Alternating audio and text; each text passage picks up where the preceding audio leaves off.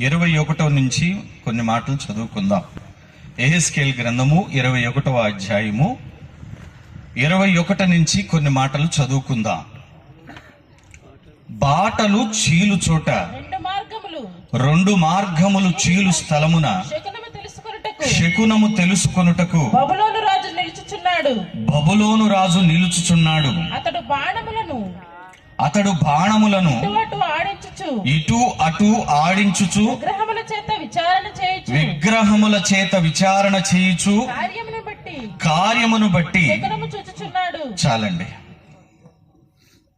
ప్రభువునందు ప్రియమైన వారులారా, నేను కొద్ది నిమిషాలు ఒక అంశమును గురించి చెప్తాను. ఇక్కడ బబులోను దేశపు రాజు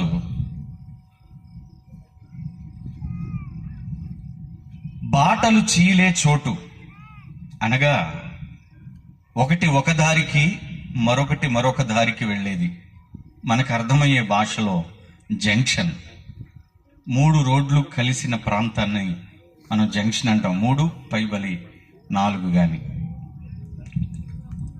బబులోను దేశపు రాజు 2 ప్రాంతాల మీదకి యుద్ధం చేయటానికి వెళ్ళాలనుకుంటున్నప్పుడు ఒక ప్లేసులో ఆగి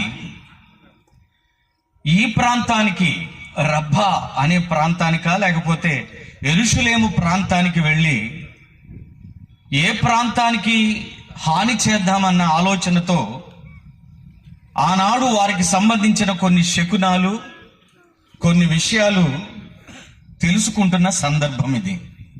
ప్రియమైన వాళ్ళారా, ఈ శకునాల గురించి కానీ ఈ బబులోను దేశపు రాజు గురించి కానీ నేను చెప్పదలుచుకోవట్లేదు. కానీ